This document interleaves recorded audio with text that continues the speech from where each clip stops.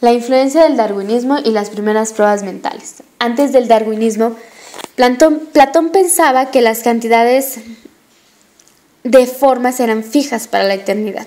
Aristóteles, que el número de especies era fijo y la transmutación de una especie a otra era imposible, sin dejar a un lado la creencia divina. Génesis. Dios en su infinita sabiduría había creado cierto número de especies, incluso de humanos, y ese número solo podía ser modificado con otro acto divino, lo cual quedó dicho y entendido por mucho tiempo. Llegando a fines del siglo XVIII, postularon la teoría de la evolución, y entre ellos se encuentra el abuelo de Charles Darwin, quien creía que una especie se podía transformar gradualmente en otra, pero no consideraron el mecanismo por el cual ocurría la transformación. El primero en postular dicho mecanismo fue Jean Lamarck, quien apuntaba a que los fósiles de diversas especies demostraban que sus formas anteriores habían sido diferentes a las presentes. Por ende, estas cambiaban con el curso del tiempo, por lo cual llegó a la conclusión de que los cambios ambientales eran los responsables de las modificaciones estructurales en las plantas y los animales para lograr la sobrevivencia de la especie. Spencer, uno de los primeros seguidores de Lamarck, tomó el concepto de la evolución y lo aplicó no solo a los animales, sino a la mente y a las sociedades humanas y a todo lo que existe en el universo. Según Spencer, todas las cosas empiezan como un todo indistinguido. En razón de la evolución, se van diferenciando y haciendo cada vez más complejas según las necesidades de adaptación al medio. Spencer aseguraba que hay un legado de supervivencia adoptado por nuestros antecesores, realizando una mezcla del asociacionismo, empirismo y el nativismo, siendo pasadas por generaciones en forma de instintos o reflejos, siendo estos reflejos simplemente hábitos formados durante la existencia de un organismo por medio de la asociación, no sé. Darwinismo. Spencer contra Darwin. Una ligera y pequeña diferencia entre ambos. Spencer define la evolución, que es igual al progreso, pero al progreso con un objetivo. Sin embargo, Darwin define la evolución como algo que puede ser evolutivo, pero sin ningún fin, sin ningún límite. Para Darwin, la aptitud es la capacidad de un organismo para sobrevivir y reproducirse después. Llamó a las características que lo ayudan a su sobrevivencia características de adaptación. Darwin creía que la evolución simplemente sucede. La Iglesia y Darwin. Primer conflicto, la edad de la Tierra. Darwin opina que la edad de la Tierra está a miles de millones de años. Por otro lado, la Iglesia o las autoridades eclesiásticas opinan que tiene 400, quién sabe cuántos millones de años, basados en sus apuntes bíblicos. Y fue el primer conflicto que tuvo Darwin con la Iglesia. Por otro lado, la aportación de Darwin para la psicología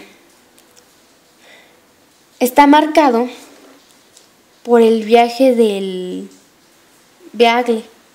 Con 23 años y creyente de la palabra, emprendió su viaje, donde comenzó a dudar de la palabra bíblica, leyendo un poco de Charles, Principios de Geología. Y en este viaje Darwin visitó diferentes islas, y aunque en algunas de ellas las distancias no eran tan largas, eran algunas cortas, alcanzó a notar o vio la distinción entre algunas especies unas de otras, unas tortugas de este lado y otras de otras, pequeños rasgos que las hacían diferentes. Así es que con un montón de cosas para investigar y ordenar todas sus ideas, regresa y aterriza. Y llega a la conclusión de que la población mantiene un equilibrio en razón de hechos como la guerra, las hambrunas y las enfermedades. Se puede ver el aporte de Darwin con las investigaciones del comportamiento de las especies según su lugar de origen y por género, así como la selección sexual y sus mecanismos. Por otra parte, su influencia no fue totalmente positiva. Primeras pruebas mentales por Galton, primo de Darwin, quien también viajó alrededor del mundo y por ser acaudalado pues tenía el tiempo y los recursos para trabajar en lo que quisiera.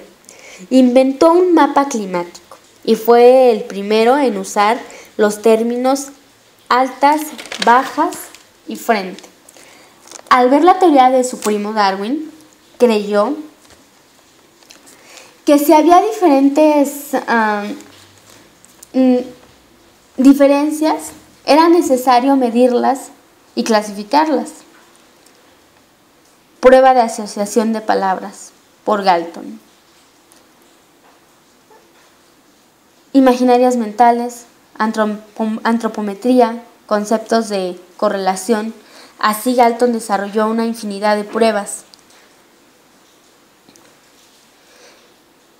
Y todo su trabajo destacó su interés por las diferencias individuales y su medición.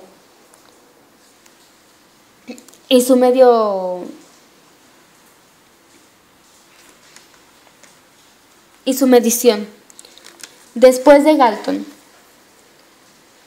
James Machen, mientras que en Francia se trabajó la medición directa de las operaciones mentales con Alfred Bittet, dirigió su atención al estudio del crecimiento intelectual de sus dos hijas.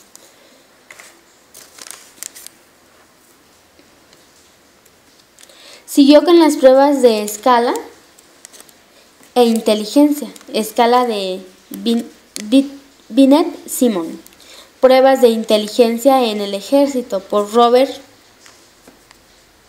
Yerkes, alfa y beta.